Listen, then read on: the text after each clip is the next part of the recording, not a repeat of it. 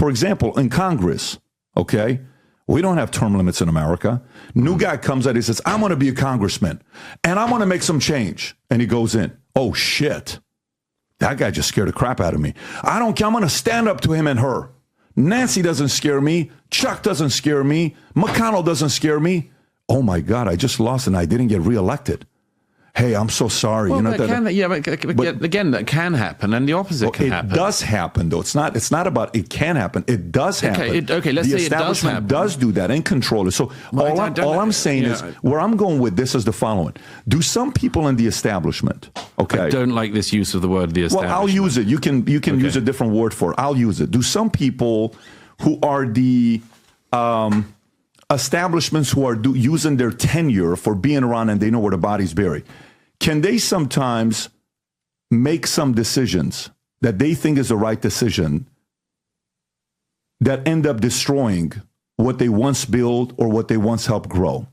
Can they negatively impact a society, a country, a company? Before I answer, I want to ask you a question. Please. Do you think your establishment... Patrick Bet-David brought on Douglas Murray onto the PBD Podcast on the Valuetainment YouTube channel, and they had a very heated debate about Douglas Murray being part of the establishment. But Douglas even switched it around on PBD and said, well, if I'm establishment, then you're part of the elite establishment too. And then Patrick Bet-David was forced to, he backed him into a corner, was forced to defend himself, and things got very heated between Patrick Bet-David and Douglas Murray here on the PBD Podcast and the Valuetainment YouTube channel. Let's get into this clip from the PBD Podcast about Patrick Bet-David having to defend himself, possibly being part of the elite establishment that he was accusing Douglas Murray of being a part of. Want to work as hard as the others, but they had been around so much and they knew the dead bodies everywhere that they knew how to control some people to scare the shit out of them, to say, hey, man, if you talk about that to anybody, you're going to hurt me. And because of that, I'm going to make sure you XYZ said about you.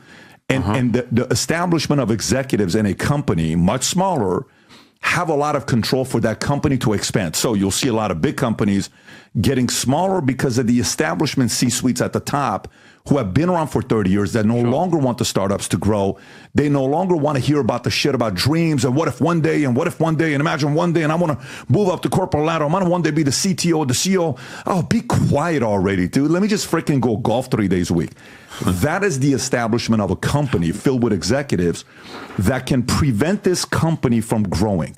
This is why new companies come out, startups, and they destroy the establishment because the established C-suite executives. That's what I mean as the establishment in a smaller scale. But that C-suite establishment, been around. There are many ways to look at it, but there are at least two ways to see it, which is one, maybe that C-suite establishment does exist, and it does in lots of companies. It can. And also, maybe they're very vulnerable. And I can think of lots of cases where the people who, as you say, are basically checked out are very vulnerable. They may know where the bodies are buried, the bodies buried, and so on. But that doesn't protect you for all time. Or they're at the top of the C-suite in their company, but then the whole company is eaten by somebody else who comes along.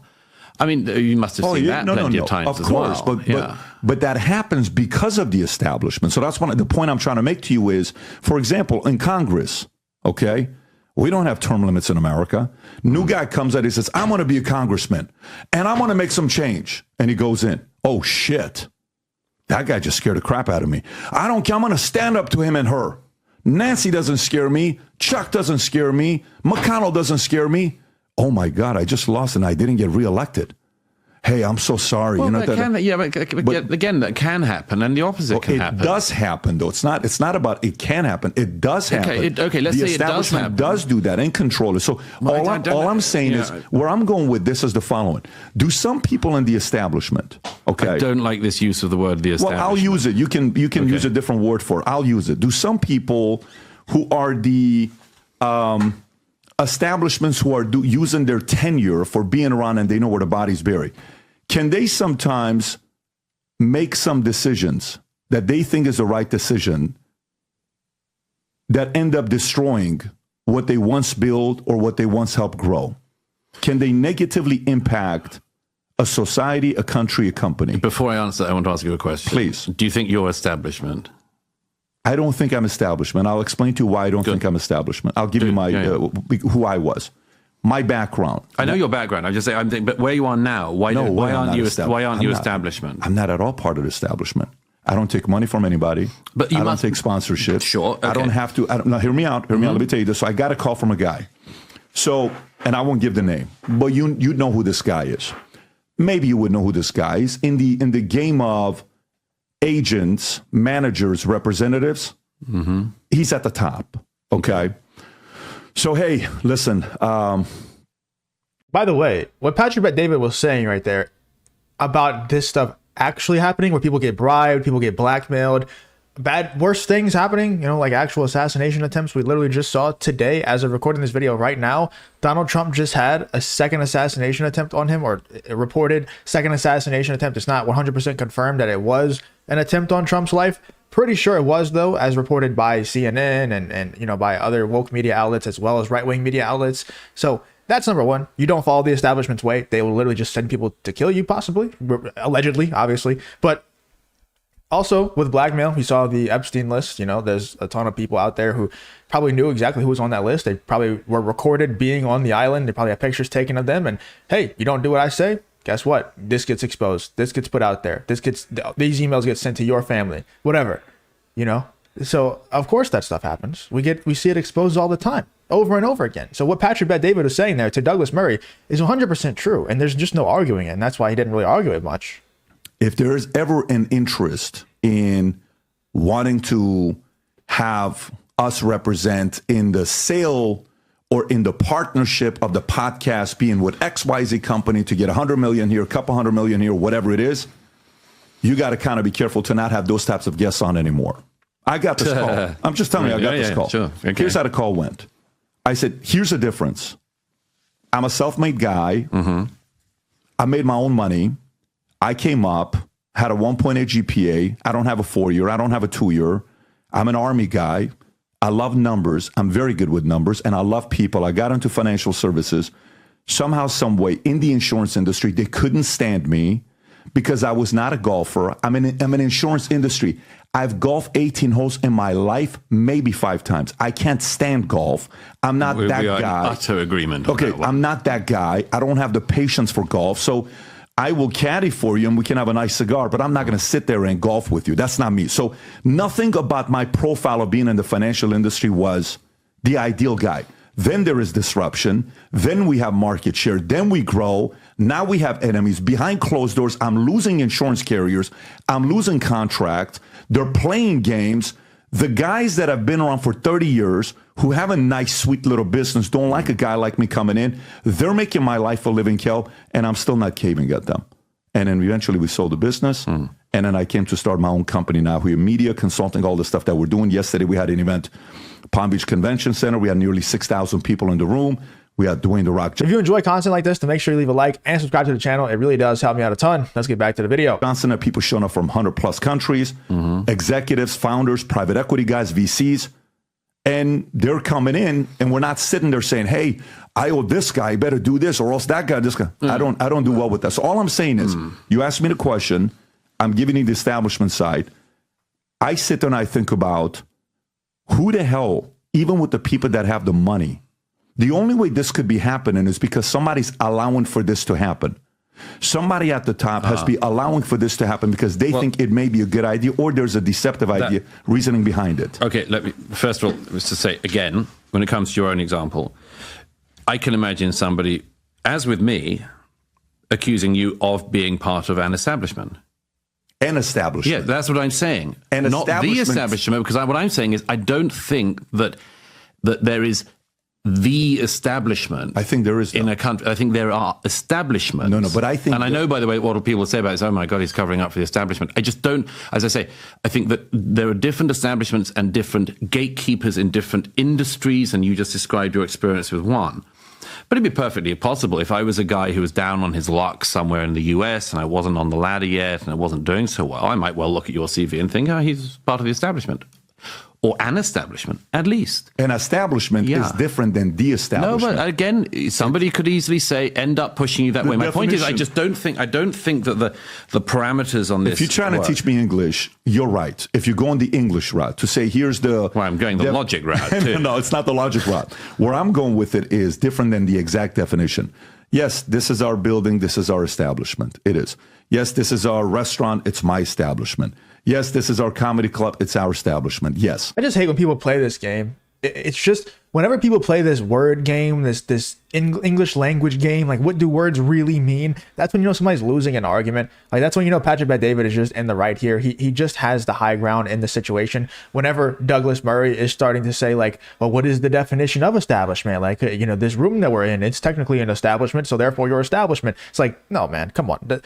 I hate when people pretend like the English language doesn't change. Like Destiny likes to do this a lot too, and he's considered one of the best debaters on the left wing, and he loves to do this. Where I did an interview, or not an interview, I did a video on him doing a debate with someone. I forgot who it was, but he was doing this with the word insurrection, talking about J6. And instead of actually discussing the topic of J6 and is it blown out of proportion, how bad it was, and was it actually, an attempt to overthrow the government, he just started talking about the actual definition of the word insurrection. And I understand, when you have to establish definitions of terms in order to have a conversation about these terms, I understand that. But it's very obvious when someone's trying to establish a definition versus just kind of change the subject and talk about semantics. In this situation with Patrick Bet-David, he's kind of running over Douglas Murray on this argument. And because Douglas Murray is part of the establishment, he's going to pretend like he doesn't know what establishment we're talking about. It's very obvious what the establishment means. The establishment is very obviously not this podcast studio that we're in. Even though it is technically an establishment, it is not the establishment that we're talking about. And everybody knows exactly what the establishment means. Douglas Murray definitely knows because he's part of it. But even if I went and talked to my grandma probably about the establishment, she would probably know what I'm talking about. Because everybody knows nowadays, because the internet is just, the information is just out there all the time, everywhere. So we can all really know what's going on at all times. But the establishment is behind closed doors. No, but I'm saying you have power of some kind. If we're going to play that game, then you have power. No, not at that level, though. You're talking about... No, well, of course, there are different levels of power and different levels of influence. Right. What I'm saying is that, and you gave the example of pre-revolutionary Iran, pre-revolutionary Russia, the Romanovs seemed to have all the power. They were the establishment. Turned out it didn't do them any good. You don't think U.S., Kissinger, UK... MI6, CIA had a role in causing the Shah to fall and not send help when he needed it, when the revolution is happening, when Kissinger promised him he would? You don't think anybody played a role in causing the fall? We can get into the. I mean, look, I think that you will probably know your history of '79 better than me, although you were also not. How old were you in '79? I was born in '78, but I was born in here. I lived there 11 years. Yeah. If you enjoy content like this, then make sure you leave a like and subscribe to the channel. It really does help me out a ton. Let's get back to the video. 10.5 years, yeah. And of course, in Iran is, of course, one of the countries in the world that, if you're British, is most flattering, because the Iranians still think the British run the world. It's very nice. Very nice for Britain. Well, you did for Iran for many years. You had British Petroleum, you had the oil, the whole contract. Sure. But there's always been a lot of belief in the sort of hidden hand of the power of the Brits. To this day, a lot of the Iranian press still suggests that America is only doing what Britain tells it to do. Again, deeply flattering to anyone who's British, but not true. I don't think that... I don't say. What I'm trying to get to is, no, I do not think there is an establishment in the West that is capable of doing the things that you suggest. Who is capable? If you say something like this, if you say something like, I don't think there is an establishment in the West, you are part of the establishment. You are either, like, if you are in this space where there's a possibility of you going on the Patrick Bet-David podcast. If that's a possibility, like the random average Joe in a trailer park, he's not going on the PBD podcast, so maybe he doesn't know about the establishment. But if you are well-informed enough and in the space enough to be going on the PBD podcast, and you say that you go on there, you say, there's no such thing as the establishment, you are part of the establishment in my eyes. Like there's just no other, like everybody agrees. Everybody on our side agrees. People like the Young Turks, people like even, I would think that even if you ask someone like Bill Maher, does the establishment exist? He would probably say yes.